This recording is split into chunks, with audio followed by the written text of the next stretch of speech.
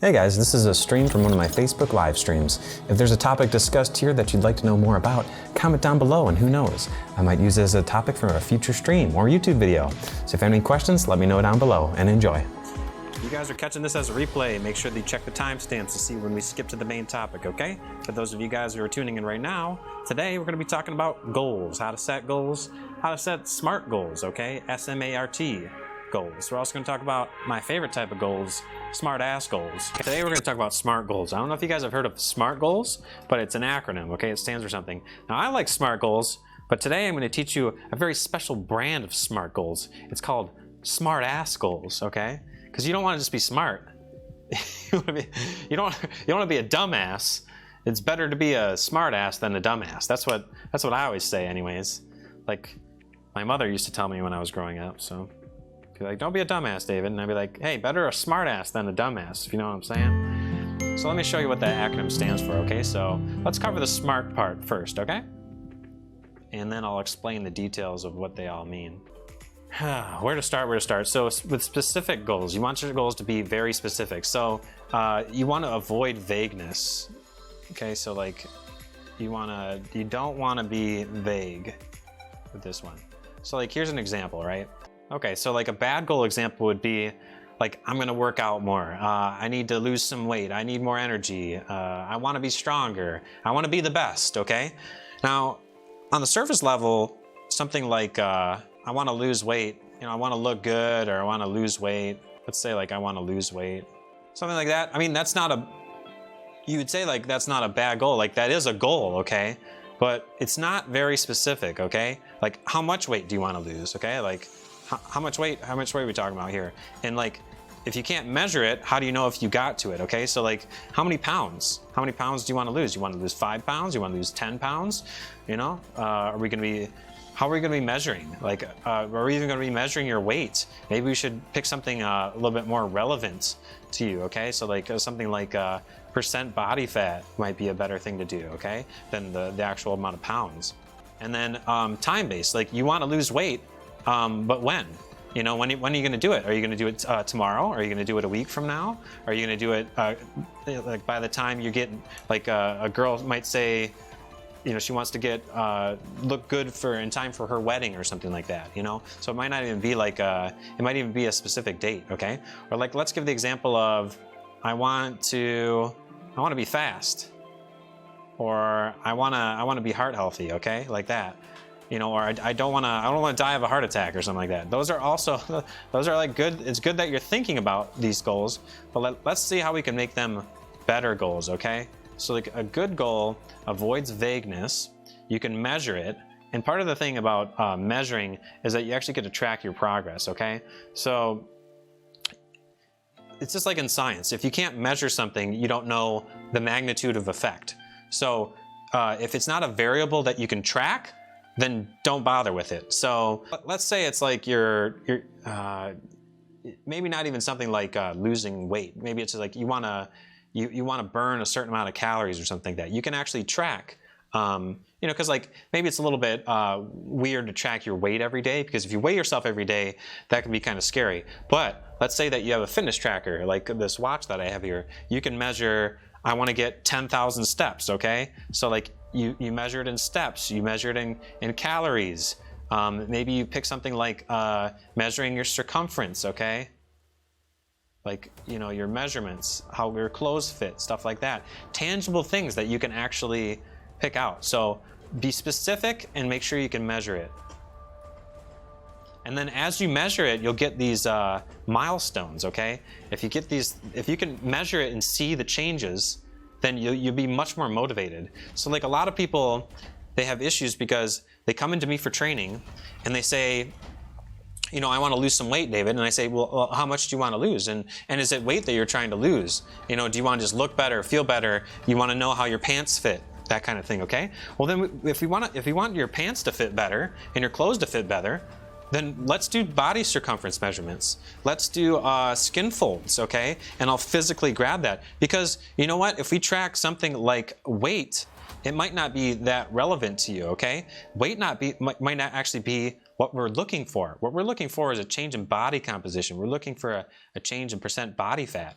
So you'd want to use a sum of skin folds method for that, SSK, okay? Or just a simple circumference measurement. That's something that's going to be relevant to you, okay? And here's another thing too, like as a trainer, when I'm trying to set goals for people, so like let's say that you know, a soccer mom comes in, okay? They're not going to be interested in weightlifting stuff, okay? So if I tell them, let's get you strong, I want you to be strong, and not just that, I want you to do a 500-pound deadlift or something like that. Not only is that not really realistic or attainable for them, but it's also not relevant for them, okay? They don't care about losing or lifting big weight. They just want to look good, feel good, have their pants fit better, or maybe it's you know, you got to make sure it's relevant to them. And like if they're an older person, okay, and all they want to do is like pick up their grandkids, you know, they want to have upper body strength. Okay, so you would want to work on things that are specific to that are both specific and relevant.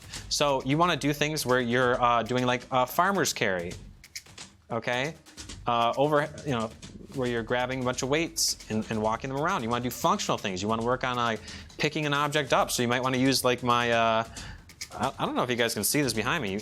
I actually think it is directly behind me right now. Do you guys see that on the ground there? That thing? That's like a little thing, it's a weight, okay, right there. And you can pick that up. It has a bunch of handles on it, and you can practice picking it up. That's the size of a heavy child. That's a 40-pound one right there. But it's kind of like a sandbag, but it's not really full of like sand per se, okay? But that is a thing where it's like you could do more functional tasks, okay? So your goals for that kind of person would be different because those goals would be all about picking things up, okay? Like like I said, doing an overhead press and stuff like that. All right, so it's got to be relevant. But like, let's say it's another example. Like, let's say we got somebody's coming in here, and all he cares about is like, you know, he wants to be impressive and like lift a bunch of weight. Maybe he's a power lifter, okay? So like, if it's an athlete, they're going to have very different goals, okay? And it has to be specific to the type of athlete, okay? So like, let's say that you got a power lifter coming in. Power lifter, you're going to want to make it specific. You're going to say, okay, for them, they'd want to only be doing what's relevant to them, and so they'd want to do deadlifts, you know, they'd want to do bench press, and they want to do squats. That's all they would do. And then in order to measure that progress, you'd obviously see how much they can lift, and then you want to pick something that's attainable, and I think that's something we'll get to in a little bit, the attainable, or is it achievable, or something like that, okay? But like for athletes, it's very important to pick things that are relevant to their sport, okay? So I wouldn't have a power lifter do Olympic lifts. I wouldn't have them do a snatch, you know, I wouldn't have them do cleans and, you know, explosive stuff like that, unless they just feel like doing that for, you know, as a variety kind of thing. But powerlifters, you have to be very specific, and you measure their stuff in pounds. It's very straightforward. And then for the powerlifter, it would be time-based, okay? So they want to lift X amount of pounds by a certain date, by the day of the meet, okay? The powerlifting meet, the day of the competition, okay? And then you have the same thing for like an athlete, okay? So if it's a runner, okay? Like, let's say it's the marathon runner, okay? They're gonna have very specific goals because they have to compete on a very specific schedule. They gotta be ready for the race, okay? And we want to talk about this a little bit later, but you also want to make sure that your goals, you're setting your PRs, okay? A PR is a personal record, PR. You want to make sure that you hit your PR, your best. So for a runner, that would be like your best time ever. You want to make sure that you're hitting that, not during your training, okay? You want it to be on the day of the meet, on the day of the event. That's when you want to hit your PR, okay? And a lot of people make the mistake too of when they're training, they try so hard during their training, sometimes they get hurt because they're overreaching. They're trying to do, like let's say it's a marathon runner, okay? So it's like 26 miles. So instead of running those 26 miles and getting burnt out on that and possibly getting hurt, what you should do is you should practice running half marathons. So you run like 13 miles, okay? That's like a half marathon. And you slowly creep up to 14 miles and 15 miles, okay? and you're tracking that, okay? You can measure it, you can, you can measure that throughout there. But you know what you don't do is you don't overtrain, because you want, no matter what, when you get to that day of that competition, you're gonna perform your best, okay? But you don't wanna do this with your progress, okay? Because this is what we want. Let's see if I can draw a straight line here. You want your progress to go like this, okay? Where this is like time, okay? And this is like, these are like your results or your performance. Okay, so like you want your, this is good, okay, this is like good, this would be bad, okay? That makes sense? So you want it to go like this, okay? So like over time, and it's not always gonna be like this, okay? It's gonna kind of be like, okay? That's a pretty realistic way of how things happen, okay? But it's a little bit turbulent, okay? You got some ups and downs along the way, but in general, you want it to kind of go this way, where it's kind of going this upward slope, okay? And then you want it to kind of peak like this. So maybe you might actually kind of start to go like this a little bit, but you want to make sure that it's peaking right here on the day of the competition. So this is the event.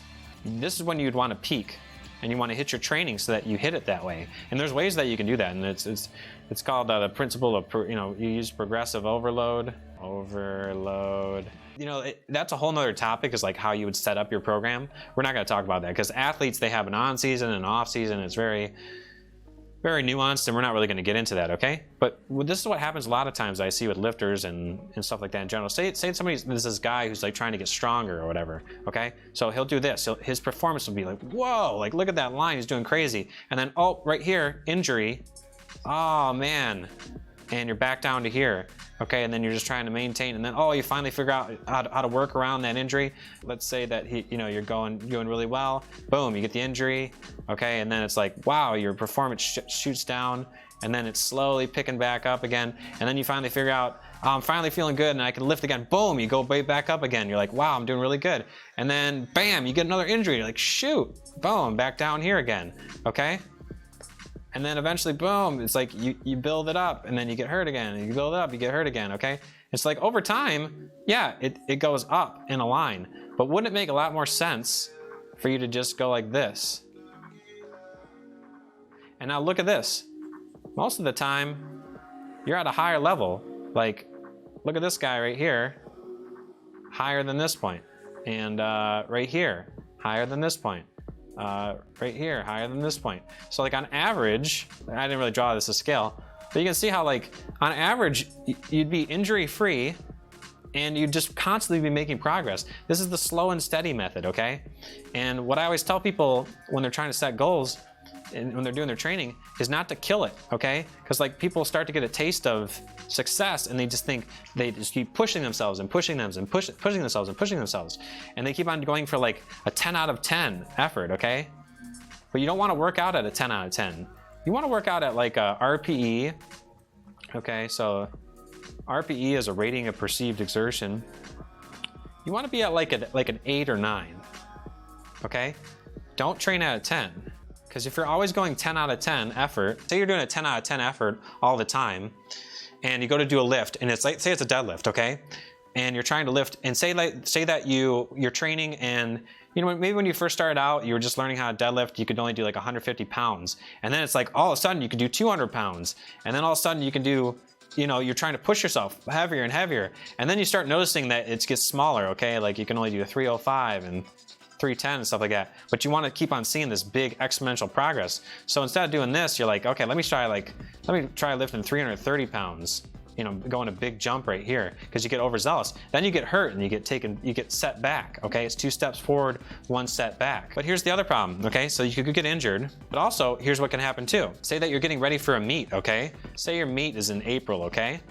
And in January and February, you're not going too crazy, okay? You're like taking it here, but then it's like, here comes March, okay, and February, and you decide you just gotta kill it. You gotta like do that much more effort, okay? So you try to hit a PR, okay? And you end up hitting your personal record right here in the weight room, you hit your new personal record. You lift 500 pounds on the deadlift. And you're like, okay, I'm gonna go lift 500 pounds on the competition.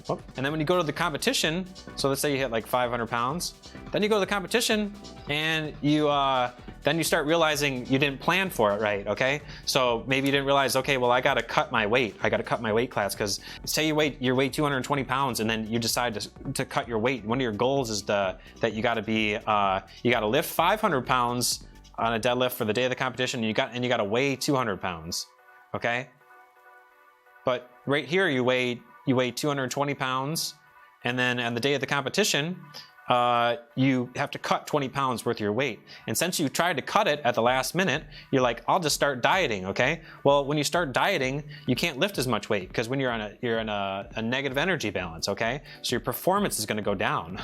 So what ends up happening is you get to that 200-pound weight, okay? And now for the day of the competition, you only lift 485 pounds. So this is how much you weigh. You achieved one goal, and you sacrifice the other, and you didn't have the foresight there. So everything's got to be in balance, okay? Let's pick another example out of the tree here, okay? Because I'm getting a little bit tangential here. Let's talk about whether goals are attainable, okay? And I made this mistake, and a lot of kids do. They say, I want to be the best in the world. You know, I want to get the gold medal, the best. Which sounds good, right? You know, like you should always win every competition and stuff like that. But you know what? Is that really attainable? I'm not so sure, okay? Because only one person gets to be the best, okay? So if everybody's setting a goal and everybody's goal is to be the best, you want to be able to push yourself, but that's going to lead to people doing 10 out of 10 efforts. And then there's going to be a lot of talented people that think, I just got to work harder, I got to outwork the person next to me, instead of being smart with their goals. And here's the problem, okay? If you set a goal like this, I want to be better than someone else, that's never a good goal. Your goals should always be, here's these two together, attainable and relevant. Okay, it's got to be relevant to you, and it's got to be achievable. So what you should do is, you should always set your goals compared to yourself. And if you compare to yourself, I want to be better than I was yesterday. That's always a really good goal. Because if you're like, let's say that you're, especially in goals, in certain competitions, like say you're a gymnast, okay, and you do a great routine, and they're scoring you, and the judges say, you know, 9 out of 10, 9 out of 10, 8 out of 10, 7 out of 10, 10 out of 10, okay? And you do your routine, and that was amazing.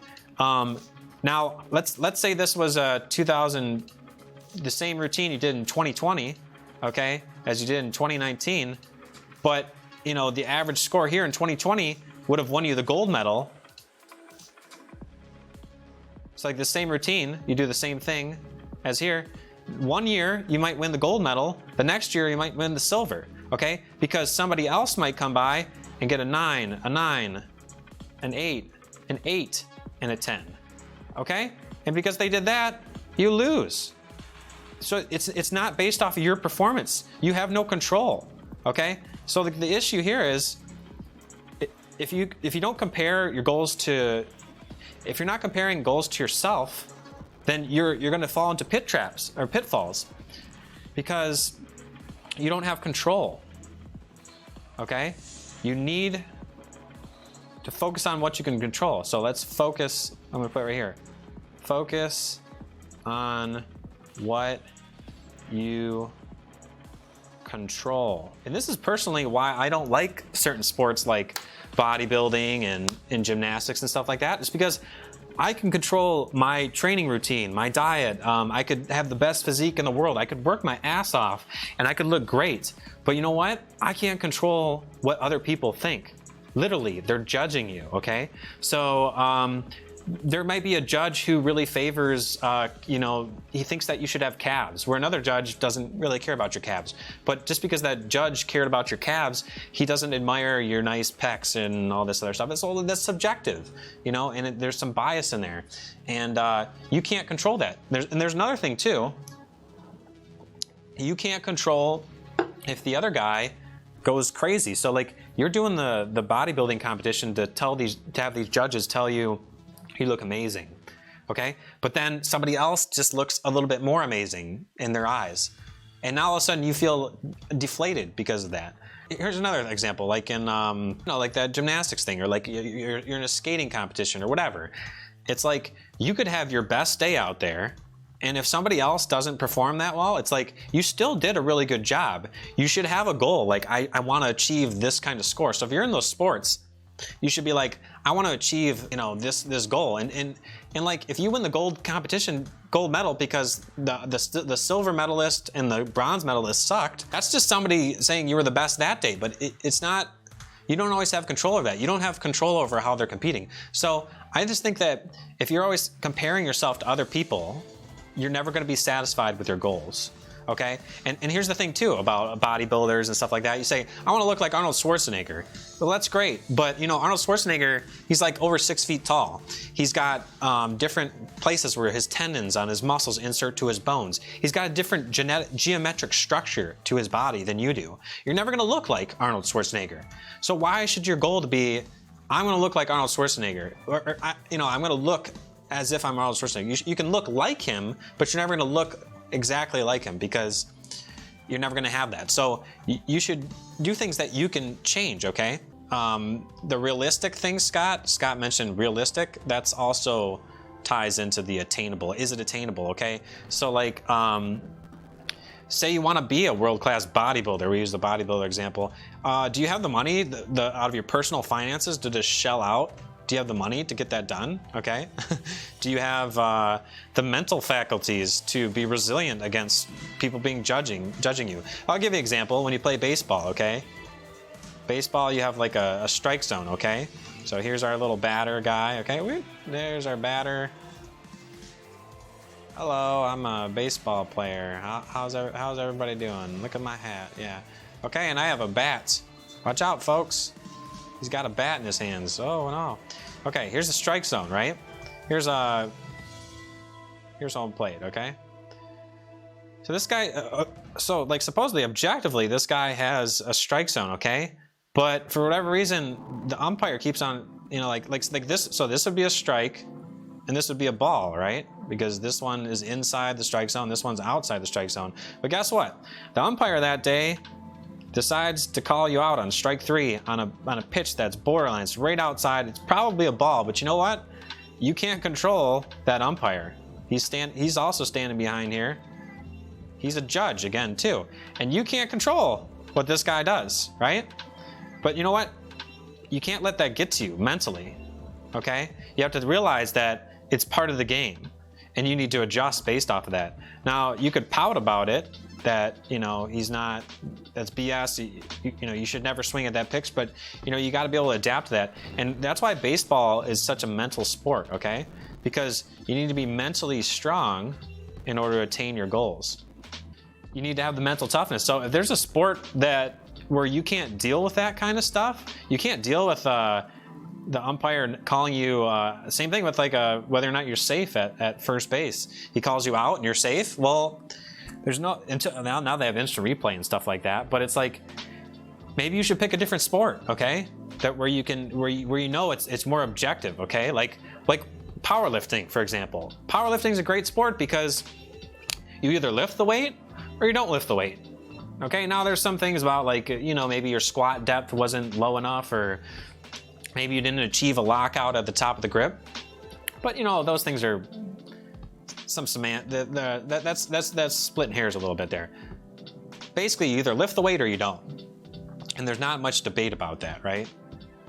So powerlifting is actually a pretty good example of all these things here. Having mental toughness, psychology. Like psychology really is a big factor in baseball. Like imagine a sport where like if you're batting 300 in baseball, it means that 3 out of every 10 times you get on base, right? That means you're failing 7 times out of 10. That's really rough. Like most good baseball players, like there's all these guys who are really talented, but the ones who, maybe I could talk about this. You need to be consistent, okay? Because these are the guys who make it, okay? Because like when you get to the MLB, or you get to the highest echelon of like elite athletes, there's one thing that they always are, and it's consistency, and then they're successful. And they're consistent too in the fact that they may have setbacks, but they consistently make incremental progress, okay? So you wanna make sure that everything you do is incremental. So let's see. So you wanna make sure that these are measurable in increments, okay?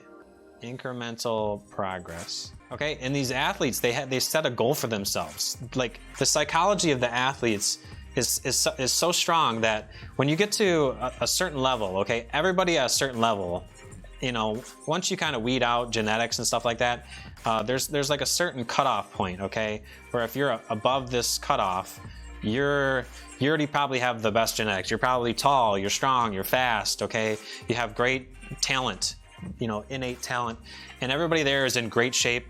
But there's something that separates the great athletes from just your mediocre ones that burn out, and it's all about psychology.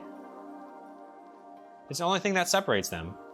Now occasionally you get somebody who's a genetic freak, okay, and they'll be like you know, in the NBA they'll be like 7'9" or something like that, and they'll be able to dunk the basket without even jumping, you know.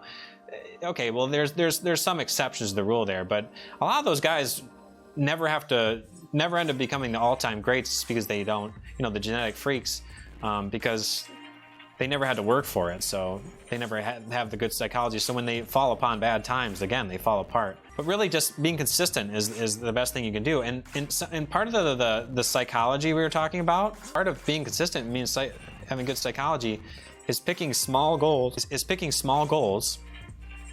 And small measurable goals, okay? So you want your goals to be small. So what you wanna do is when you measure things, you wanna measure in the short term and also in the long term. Usually this long-term goal is like your first end goal.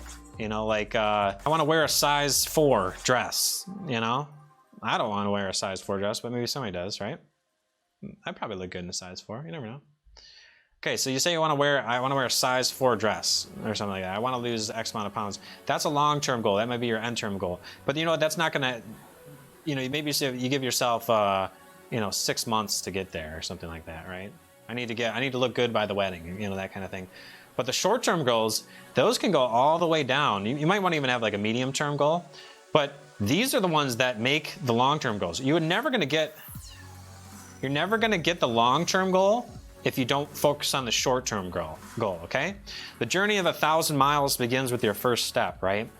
It's all about what you do, setting weekly goals and even daily goals. The weekly and daily goals. And you know why these are good? When you set really short goals, small goals, when you do that, let's say that you set a goal, I'm gonna exercise 3 times a week, okay? That's your goal at first. Eventually I want to be exercising every day, 7 times a week. Okay, that's your long-term goal. But you know what? You got to start out with this short-term goal. You're gonna say, you might even start out with, you know, 1 day a week or whatever. But you probably want to. This one you're probably not going to overtrain by doing this. So it's not a big deal if you overshoot it. But these are the ones with the very short-term goals. They're going to be motivating. Now let's say that you let's say your goal is to work out 4 times a week. Okay, you want to work out 4 times a week. But say that you miss a day, okay? Well, you know, this was just 1 week. You missed 1 week where maybe you didn't get this, maybe you only worked out 3 times. And you're supposed to work out 4 times. Now, if this is the long-term goal of working out every day, you'd immediately be crushed, you know, because you said I want to be able to work out every day, and you know what? You never get there. And it's demotivating. There's too much pressure. A short-term goal is less pressure. So if you fail, who cares? You know, like let's say you want to exercise more. Eventually, you want to be able to run on the treadmill, and you don't want to be out of breath on the treadmill, right? So you go on the treadmill. Maybe you start with very small, easy goals, and this is the thing too. These are easy to do. They're very easy to achieve. So you shouldn't be failing. But if you do fail, it's no big deal because it's such a short goal. So like, let's say your goal is, I want to walk for a mile on the treadmill. Say it's somebody they're obese, they're out of shape, they never work out, they don't know what they're doing. I would say start with a small goal. Start with a goal of, I'm gonna put my shoes on. I'm gonna put my shoes on, and I'm gonna stand on the treadmill. Okay? That's it. That's their only goal for the day. They don't have to do anything. They don't have to walk for a mile. They don't have to run fast. They don't have to do anything. They don't have to burn a certain amount of calories. All they got to do is stand on a treadmill. That is very easy. It's very achievable. But guess what? What happens when you set an easy goal? You usually crush it. So that person, they're probably going to they're going to stand on that treadmill, but guess what they're going to do? They're going to turn on the machine, and then they're going to walk. If they walk for a minute, they walk for 5 minutes, they walk for 10 minutes, they are crushing their goal. Their goal, maybe their goal was, I'm gonna walk for 20 minutes on the treadmill that day. And they end up not doing that because maybe they walk for 10 minutes and, oh, now I can already feel a blister starting to form, and you get distracted, and whatever happens, okay? Or you psych yourself out. You know what? You failed to achieve that goal. Maybe you bit off more than you can chew. But guess what? If you choose a reasonable and attainable and a realistic goal, then you can easily achieve it. And I'd rather have you guys crush small goals. So I'd rather have you crush easy goals. So make sure it's not too easy, but you can always start easy and then gauge yourself. So you want to be able to measure it, right? So it's kind of hard, like it's binary when you're getting on and off the treadmill. But let's say that your next goal for the next day is you want to get on the treadmill and you just want to walk for 5 minutes. Okay, but you picked a number, and then guess what? You get on the treadmill and you end up walking for 10 minutes. You still feel fine. Then you end up walking for 20. You walk for 20 minutes. Then you have a new benchmark. Okay, you're measuring it, and then the next day you're like, I'm gonna do the same thing again. Okay, but you don't immediately go, instead of the 5 minutes, you walk for 20 minutes. So you increase your time by 4 times. You don't immediately just start to go crazy with it. And you don't say, I'm gonna go for 80 minutes the next day. Crush a bunch of small goals. And then what you can do is, another thing you guys should do is when you do all these things, part of measuring it, when you measure something, you have to write it down. So it helps you track your progress, okay? And this also works for one of the topics I'm gonna talk about in a little bit here, okay? Which is S.M.A.R.T.A.S.S, okay? So what you wanna do is you wanna be accountable, okay? If you don't keep yourself accountable, like who's watching to see if you achieve these things, okay? So part of being accountable is that you write things down. Maybe you post it on social media. Post it on social media, right? And so you write it down, you post it on social media, or maybe you put some kind of monetary value to it. Now, a lot of times, I don't know if you guys notice this, but when you go to a personal trainer, you get all these things, okay? Okay, so that ties into here, the accountability, okay? It also helps you track them, so you get all these little benchmarks that you notice you achieving your goal, okay? And every time you get a benchmark, it's like that feeling you get when you have a shopping list and you check everything off, and it feels really good at the end when you have all those boxes checked. Each one of those little check marks is a feedback. It's like a progress bar loading, okay? And you can see yourself getting closer and closer and closer, and eventually that bar fills up, and then boom, you've hit your long-term goal at the end here.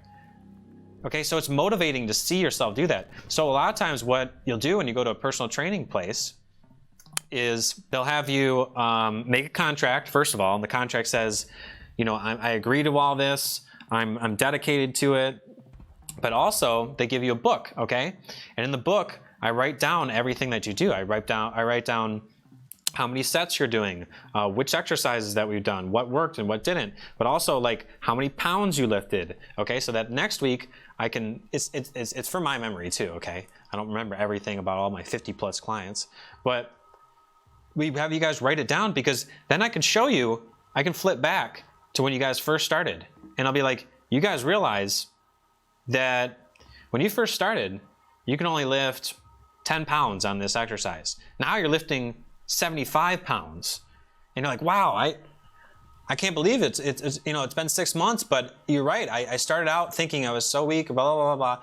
And it's like, there's other things too, where it's like, you don't notice like those small incremental changes, making them realistic just by going up by 2.5 pounds, okay? And every time you just add 2.5 pounds, 2.5 pounds. And every time that you're lifting, it feels like the same thing. It feels like 2.5 pounds. To you, it's imperceptible. It feels like you're not, maybe it doesn't even feel like you're making progress, but when you finally finish tracking it, you see, wow, I've actually I could see the changes from when I first came in. Same thing with like weight loss or something like that. Now I don't really like weight loss that much because weight loss is tricky, but if I measure somebody's circumference, okay, and when they first come in, it's very motivating to see the person feels like their weight hasn't really changed or whatever, and maybe they still feel like, wow, fitness is actually a lot more complicated than I thought it was. This is stressful or whatever. And then I show them, okay, well when you first came in, you had a waist that was 36 inches, and now that waist is 34 inches. Okay, and it seems like a small thing, but it's something that you can look at, and it's a little achievement that you unlock. It's like a video game. You know why video games are so addicting for people? It's because they give you all these little tasks, okay? And all these little tasks, they tell you, you know, complete this. In order to complete this quest, you got to check this off, check this off, check out. They give you a bunch of short-term goals, and then every time that you do something, you gain experience points, and then eventually you level up and you get new abilities. Well, real life is like that. But they don't really there's not a heads-up display that tells you your goals in life. You have to write them down. So if life was like a video game, like I know there's a lot of people that are they're so good at video games and they're so bad at real life. And this is a stereotype because I was a professional video gamer, you know, I competed and stuff like that, and obviously I'm not out of shape and I know how to set goals and stuff, but I was successful as a gamer too because when I would compete, I used to compete in fighting games, and let me show you guys my setup there for the fighting games. Okay, this is actually one of my old gaming sticks that I had. It's an arcade stick. It's got some dust on it because I haven't used it in a while. Okay, but I would practice on this thing all the time, and there was always things that I could work on in order to get better. So I used to compete against other people in these fighting games, and I was like, you know, originally, you know, a lot of people when they play these fighting games and stuff like that, they're like, I want to get better. Okay, I want to be the best. I want to rank up. I want to beat stronger opponents. Because when you verse people online, I played Street Fighter, by the way, and I'd be versing people in Street Fighter. Okay, they'd get so frustrated because they'd beat up on these easy opponents, and they would rank up. And then as they would rank up, all of a sudden, you know, these players would start exposing their weakness, their weak areas. Okay. And what you can do in those games nowadays is you can go in, you can log in to training mode, and you can go in there and you can bring it up on the system, and there's a special mode where you can work on your weaknesses, and you can work on your combos, and you work on your setups, and you can work on all those areas that are actually lackluster. And a lot of people that play those games, so anyways, these people that would play in these training modes, they would say, I want to get better, but they wouldn't have specific goals. Like, what could they do? So I used to set specific goals for my training, okay? And my training was just like my exercise training, whereas like I needed to work on these specific lifts or these specific exercises or these specific muscles, like I wanted to see different results and stuff like that. So what I do in these video games is I would say, I need to work on this specific matchup. I have trouble when it's this character versus this character. And I would go into training mode and I would practice that exact situation. And I would say, what are all the options? Like, I get frustrated when this guy's throwing fireballs across the screen for me.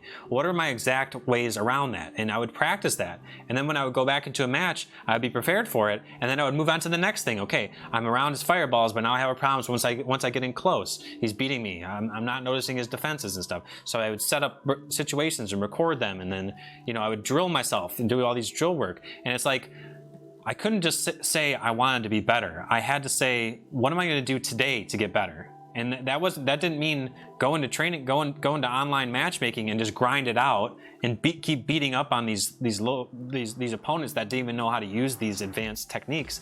I'd have to practice the techniques in training mode, and then when I went to verse them in real life, you know, on the online matchmaking system, I would see them do these exact situations and I would just react like I did in my training. And then of course, there would be the day of the competition where I would compete with other people.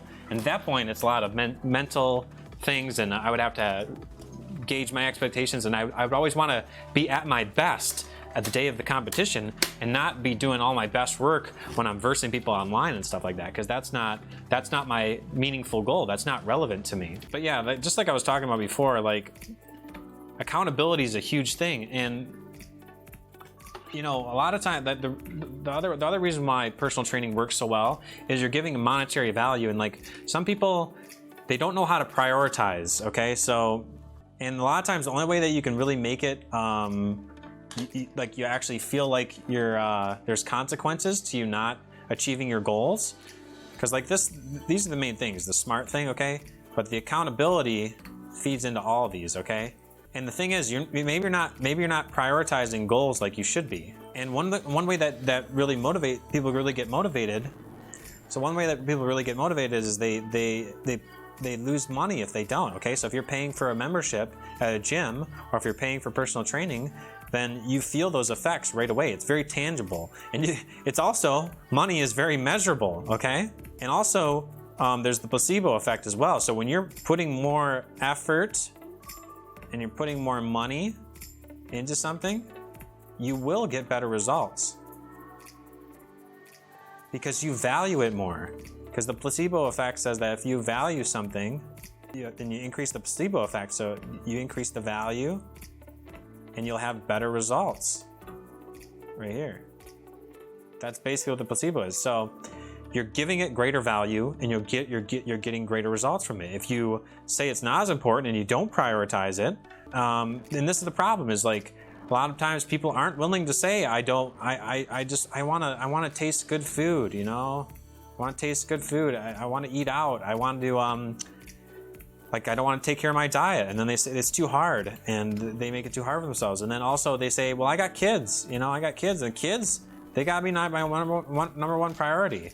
And that's kind of true, but that's where this other step kind of comes into play here, and that's social support. These other two S's are kind of flexible, okay? Because technically you could have this be social support, and this could be small, okay? The word stand for small, or small steps, okay? But let's just kind of write it this way because it kind of works, okay? So you have social support, accountability, and social support. These things tie in like bread and butter. Accountability and then social support. So if you tell people that you're doing something, if you announce it to your family, you say, this is my long-term goal, and here's what I got to do in the short term. I want to lose X amount of pounds, or I want to look a certain way, and I have to look this good by the date of this wedding, okay? And that means that starting this week, I'm going to be doing exercise, and at that time, I would appreciate your support, your social support. See if this is recording. Okay. I would appreciate your guys' support. So try to help keep me accountable. And if I don't work out, ask me about it. You don't have to be a jerk about it, but if you tell a friend, okay, your friends, you have a family, okay, or your trainer, you know, sometimes you don't have a friend or a family that can help you out. Maybe your family they all are, you know, most likely if you're out of shape, so is your family, and probably so are your friends. You find these circles of people who enable your bad lifestyle, okay? So, you know, you might be caught into two different groups. So like, there's the group of people who are like, they live lifestyle A here, okay? And then they have lifestyle B. And you're kind of at a crossroads because here's all your friends over here. They're in group A. These are your friends and family, and they all live a certain way, and they all go out to eat, and they want to invite you to all this stuff where you're going to eat bad, and none of them work out or whatever. And they know that it's good to be healthy, but they don't prioritize any of that stuff in their life. But here you are trying to join Camp B, where you don't have any friends. So what do? You're caught in the middle here. Well, you could pay for a trainer, okay? But I think nowadays with social media, and there's lots of like groups, fan pages, Facebook groups, you know, forums online, Reddit. There's a lot of good resources that you can go online that you can find ways to get motivated. Maybe if you don't have friends or family to serve as a role model, whoops, let's see if I can back this up. If you don't have friends or family, you can be a support model, be a supporter, find a role model online, okay? You know, follow an Instagram account or something like that. Hey, follow that One Life to Lift Instagram account, you know what I'm saying? Got One Life to Lift. That's the Instagram. But like for me, it's like I picked a role model, like, you know, like you used to watch those Rocky movies, okay? Maybe it wasn't somebody in real life. And I say, I want to be like Rocky. Look how hard he worked. Find an inspirational role model. Find something. But you know what? Rocky from Rocky Balboa has a really hard time keeping me accountable, okay? So maybe go join a gym and spend some money on a gym membership, because you need that. You could go running outside, which is nice, or you can pay to use a treadmill. But on the one hand, it's like, you don't lose anything if you don't go outside, because you're like, I'm not losing any money. But if you pay, say, I'm paying for this gym membership, I need to go there, it keeps you accountable. So sometimes you need that. It's like a swear jar. Every time you want to stop swearing, you got to build that habit of stop swearing. You got to put the money in the swear jar, okay? So build habits like that, okay? And if you have the social support and you're keeping yourself accountable, you're writing it down, and you're writing things down and you're measuring them, you'll have all these little check marks, okay? You have all this good things, and that becomes support as well, because you're getting progress. You're checking things off. Sometimes it's good to like have a good way of measuring things that's like makes it fun, okay? So like let's say that you want to get more in shape. That's why people love doing that CrossFit stuff or whatever, you know, because you try to go for a quicker time every time. And you also get the community aspect, okay? So the community aspect of CrossFit, the social support, that's why those things are so successful. It's not because the exercises themselves are like the greatest workout that you'll ever get in your life, although they will kick your ass. Sometimes they'll kick your ass too hard. That's part of the problem with CrossFit sometimes. But that's the good thing about CrossFit is it's a sport, okay, and it's fun, and you got community. So maybe what you need to do, if you don't do it, if you're not a member of CrossFit or something, is maybe like do a boot camp style workout, okay? That's why people love that stuff, okay?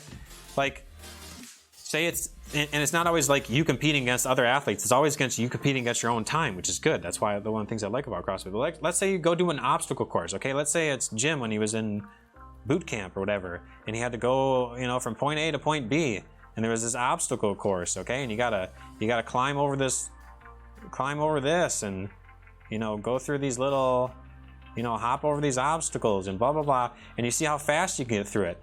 And it's like you're getting a good workout, but it's also fun, and you can also track the time. You know, you can use your time. That's measurable, okay? And you can also, you know, join. That's why people like sports and stuff like that, because there's a social aspect to it, okay? So all these things can help keep you in shape.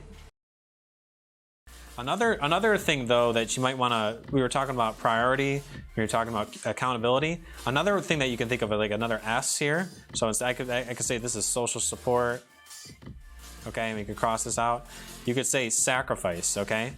And that's because you're gonna have to sacrifice something, okay? Because right now you have so many hours in a day, okay?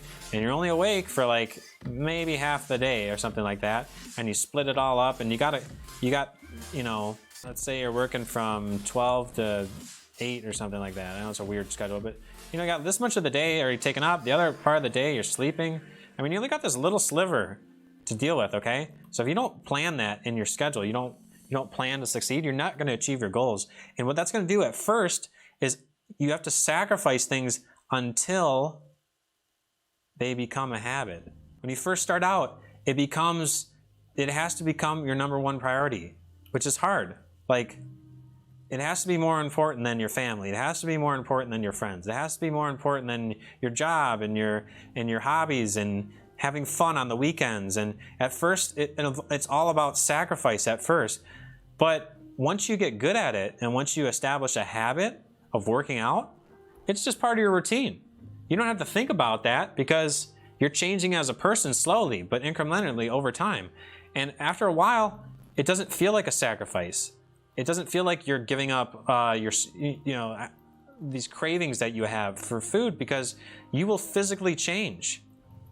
If you eat less junk food, you'll crave less junk food. That will change you. And then all of a sudden, without this craving, it's not a sacrifice anymore, because you don't desire it. You know you could have it. It's something that's there. It exists, but you don't have to interact with it. You can choose to have that ice cream if you want it as a special treat. You just choose not to. It's not that you're a slave to it. You just don't feel like doing it. You can do it whenever you want. if you give yourself your own shackles, if you want to think of it that way, but you have the key to take them off whenever you want, okay? Versus someone who's always bound. Someone else is putting those shackles on them, and they're a slave to their cravings, they're a slave to their habits and stuff like that. But like I was talking about with this priority stuff is like, you say, that's crazy. I can't make things the #1 priority in my life.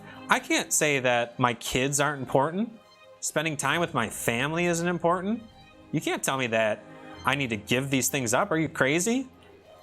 And the thing is, if you have social support, you can achieve those things, because you can have someone babysit the kids, or you can have you can talk to your significant other about, this is my me time, is, my workouts and stuff like that. You know what I'm saying?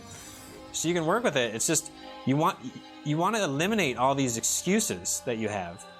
You're just giving yourself, building up a higher and higher wall of excuses for why you'll never be successful. You need to just knock those down and say, this is #1 priority for right now until it becomes a habit. So that's a whole nother lecture. I won't go too much into that, guys, but it just bugs me sometimes. It's like, it takes sacrifice at the beginning, yes, but after a while, what used to be a sacrifice is now a part of you, and it's no longer a sacrifice, it's just who you are.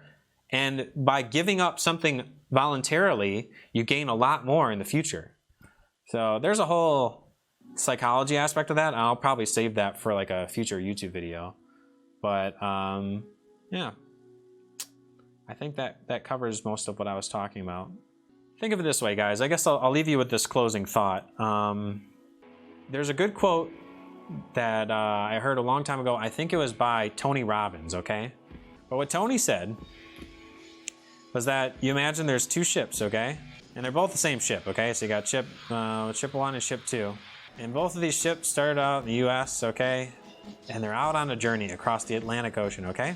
The one ship sets out sail and it heads straight out in a straight line like this, okay? Let's call that 0 degrees.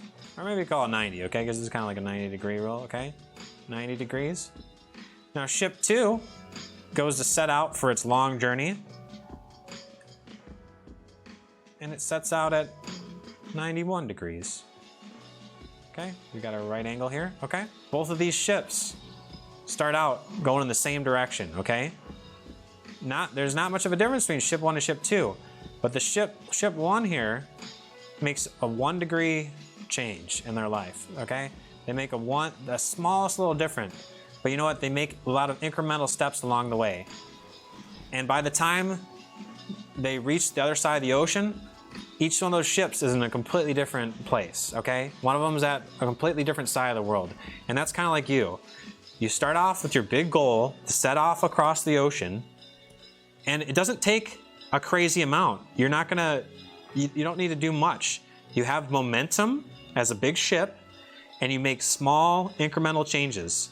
Every day, you just adjust your course by 1 degree, okay? The journey, like we said before, the journey of 1,000 miles begins with the first 2 steps in front of you. You just make a small course adjustment. You measure it. You plot it out on a course. You got your navigator on the ship. You're navigating. You're plotting your course, and you just stay the course. And if you stay the course over a long period of time, over the course of years, it might take. Eventually, you're gonna get to that goal. It's inevitable. You have inertia. You're a big ship. You're gonna get there. But if you just say, I'm just going to keep on doing what I'm going to do, you're going to be lost at sea. So I'll leave you guys with that thought, okay? You know, what happens a lot of times is like I'll get young people in here too that they have like no direction with their fitness journey. They say, I get a little skinny guy comes in, he's got little twig arms, and he says, I want to get big, man. I want to be big. I want to feel like I'm not such a wimp. I want to look better, blah, blah, blah. I want to get huge. I want to get jacked. I want them gains. Right? And I send them to Bulk Broken because that's his thing. But no, what I do is I say, I know you want to be bigger, and I could just measure your arm circumference and stuff like that. I could do that, and we can do that. It's motivating to see that, right? But there's so many different metrics. I choose a lot of metrics. I choose, let's see how many pounds you're lifting. Let's see how many times a week you're lifting. Let's see how your energy levels are. And let's also measure their circumference, and let's also measure body fat, because I guarantee you one of those variables is going to show progress. and that's gonna keep them motivated. But the other thing too is, the guy that says, I'm wimpy, I'm skinny, I don't have any muscle mass, I gotta get stronger, I don't tell them, you know, let's get you a huge chest, because it's not gonna work. They're gonna so, unless they're on steroids, because then whatever, throw all your metrics out the window, because then you're gonna see crazy results. You're also gonna see crazy risks, which is totally not worth it. But those short-term, high risk, high reward things, we talked about that. It's not good. We want to see steady progress. Steady progress is hard when you're not making those little progress marks. So the guy that tells me he wants to have a huge chest because he wants to do bench press, I'm not going to have him measure his chest all the time, because that's going to be demotivating. Instead, what we're going to do is say, how much you want to bench on the bench press? You know, right now you can bench press 65 pounds. You want to bench 100 pounds? Okay, well, let's say in 3 months you gotta bench 80 pounds, and then in 6 months you gotta bench 100 pounds. Okay, and I give them that goal, and it becomes the cornerstone of their training, the key that holds it all together, the keystone. Okay, that holds all of their ambitions and goals and their training program, and it starts to shape around that. And you know, it might morph a little bit. They might realize, you know what? Actually, one of the best things I can do is not just bench press, but also work on my legs, because legs are huge muscles, so they shift mentalities a little bit. But anyways, you give them a guidepost, you give them a goal, and then they know exactly what they got to do. It's kind of like when I launched this channel. You can think of it this way too: is when I said I want to have a great YouTube channel, I want to have a great stream. Like right now. It can be very demotivating that I only have a couple people watching the stream or whatever, you know, like that might be demotivating. Or like some of my early YouTube videos, they weren't getting a lot of traction. Now I'm getting like thousands of views, which is starting to become motivating. That's a metric I can look at. I mean, that's very nice. But in the meantime, if my metric was I just want to be a big successful YouTuber and my only metric was views, I don't have complete control over that. And we talked about that with the goals. Okay, I don't have control over my views. I can focus on me and what I'm doing. So what I do is I focus on my content. I focus on my quality, because I know later on they'll have a huge backlog of content that people can watch, and it'll all be good stuff that they'll be willing to watch and value.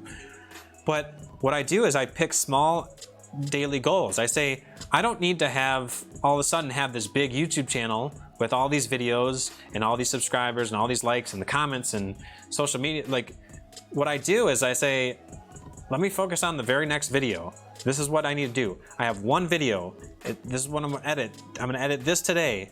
And also, while I have some free time, I'm gonna work on, I'm gonna build up my Instagram, my Twitter, and my website, and my merchandise. I have a list of things, and you know what that list does? It keeps me motivated, because it's things that I can check off, and that stuff is extremely motivating. So get a checklist, write down your goals, make sure everything is specific, measurable, attainable, relevant to you and your goals and your lifestyle, and also put a timestamp on it. Say, this needs to get done today, tomorrow, this week, this month, this year, and don't forget the ass at the end, okay? Because you got to be accountable and have social support. If you do those things, you guys will be successful with your goals. Any goal, it doesn't matter what it is, for business, your entrepreneur skills, your weightlifting, competing as a professional video gamer like I did back in the day, passing a test, whatever. These SMART goals, smart-ass goals, work for everything. So okay, so that was just a small portion from one of my 2 to 3 hour long Facebook live streams. If you guys want to catch one of my streams, follow my page on Facebook at facebook.com/onelifetolift. Go ahead and give it a like, and you'll get notified whenever I go live. If you like this kind of content, check out the other clips I have on my stream clips playlist here on YouTube. And if there's a topic you'd like me to expand on, sound off in the comments down below. If it's something that I can answer quickly, I'll respond in the comments. But if it's a bigger topic, I may even make it a video in the future for my YouTube channel, or just do a stream on it. I'm always looking for new suggestions, since there are so many juicy topics to cover. And as always, make sure to subscribe for more of these videos, and I'll catch you in the next clip coming right up.